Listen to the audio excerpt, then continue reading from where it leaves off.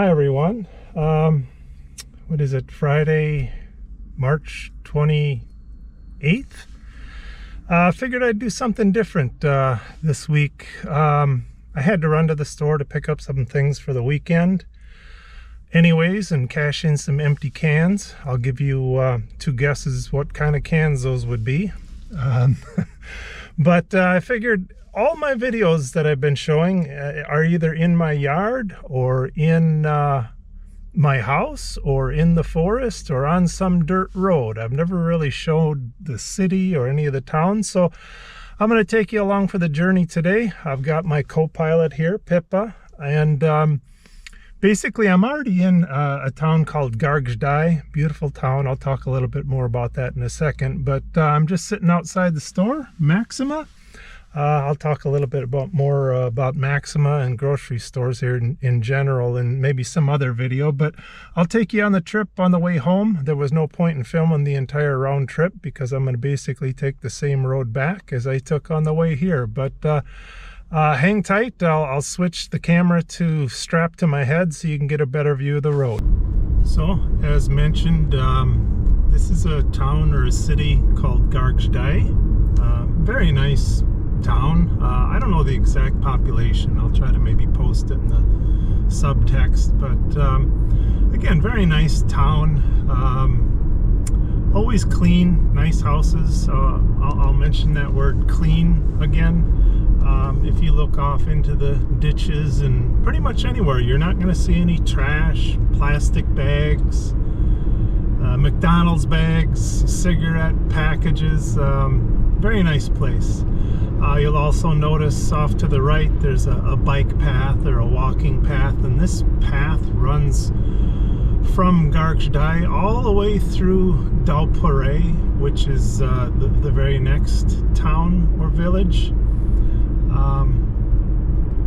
Up here we'll start hitting the notorious speed bumps. Here's one now. Very gentle speed bump. They used to be a lot more severe, but if you've never been to Lithuania, speed bumps are everywhere. It's obviously a way to keep people to keep their speed down, safety first. You'll see these crosswalks as well quite often.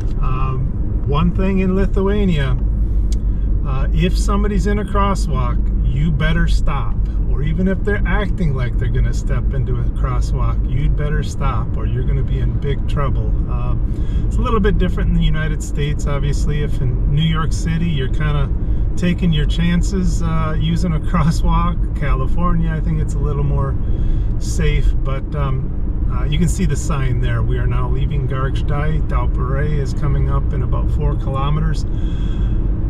I should have started this with, I have to apologize to my Lithuanian viewers if I still have any. This is probably really boring to them. They see this pretty much daily. This is nothing new to them.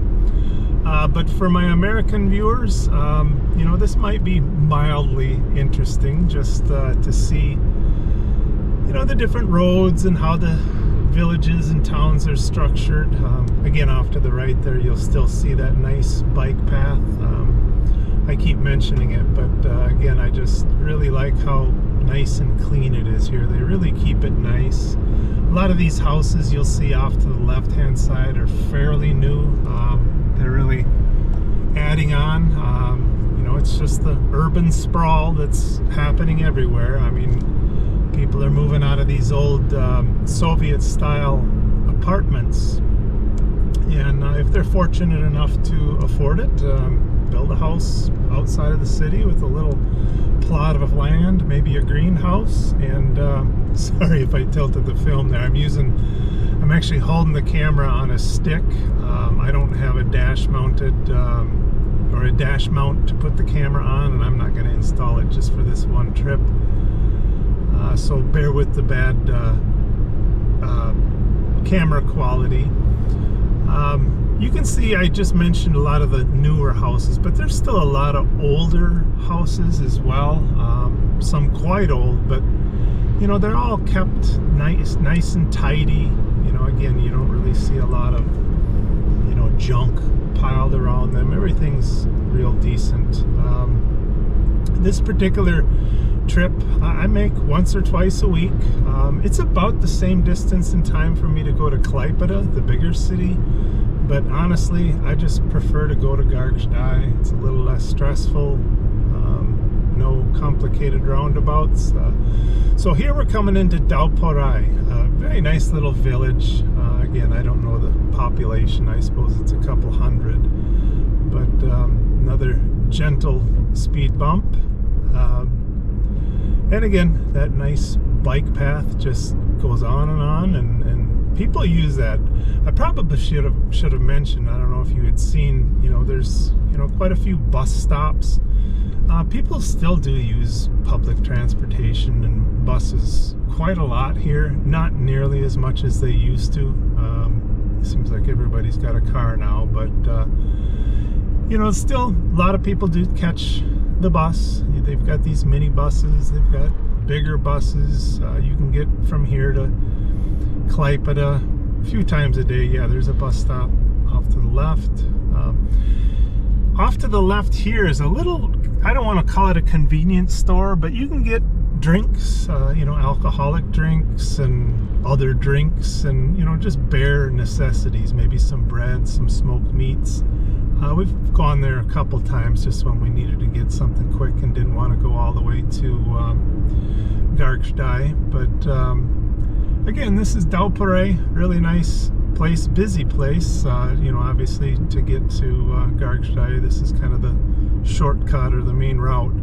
Now back to the speed bumps. This one here, you're not going to want to mess with. You really want to slow down when you hit this one, or you're going to do some damage to your car, and you'll probably end up an inch or two shorter after your spine has been compressed, because like I keep saying, speed bumps, if you don't know where they are, don't watch for the signs, you can really get yourself into trouble. But so we're leaving Dauporai.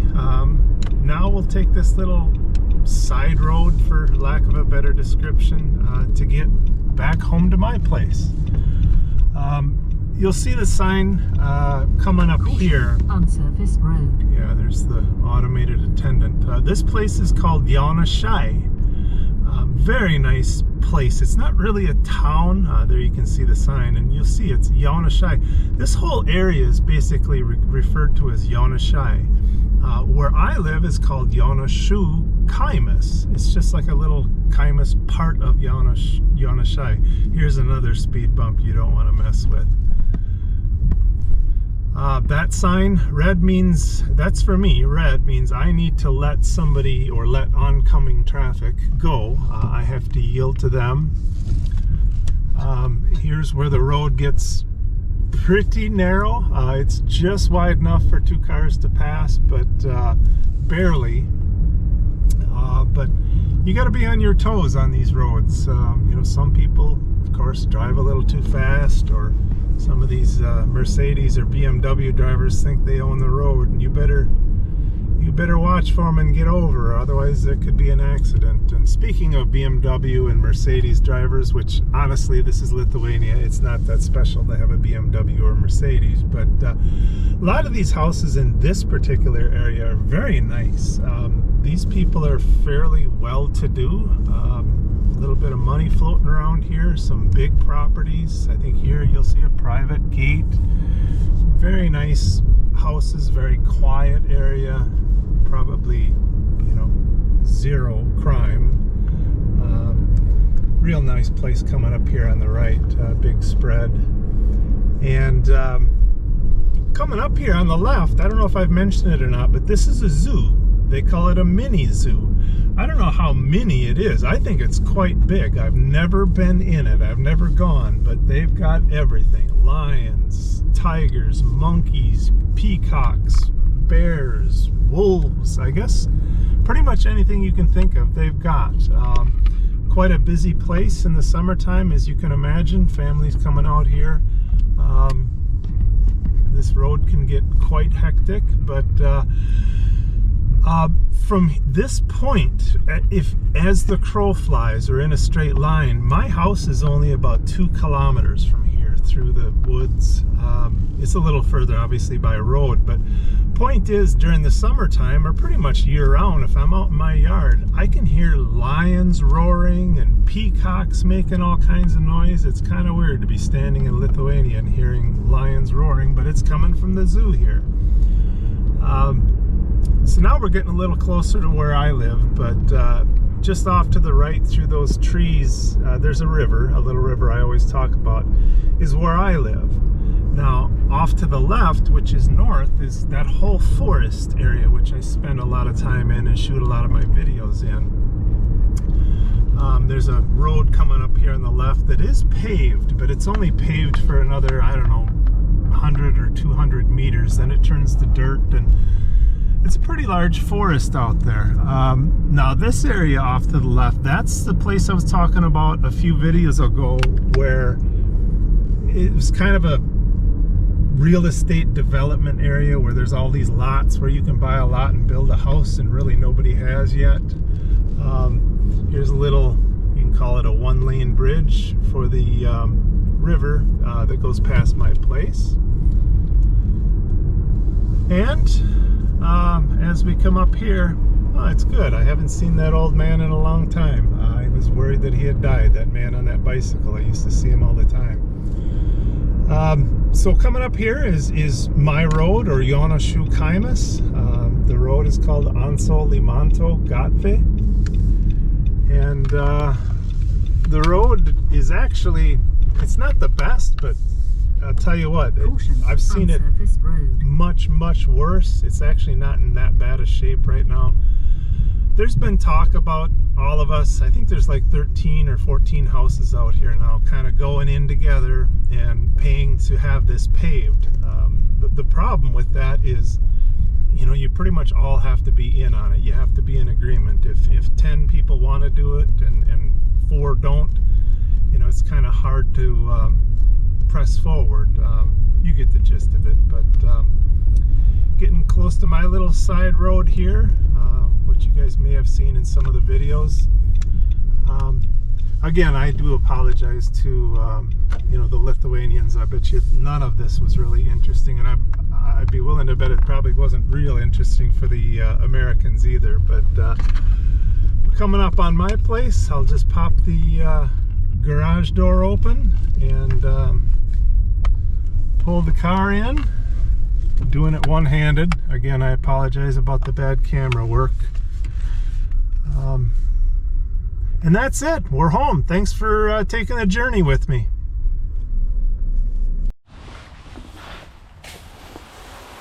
And giving the greenhouse a little drink. Obviously, the greenhouse has got a roof on it, so even when we get rain or snow, we don't really get any moisture here in the dirt inside the greenhouse. So during the winter, I do try to shovel some snow in here when I can. I didn't do that a whole lot this year. Obviously, we didn't get that much snow, but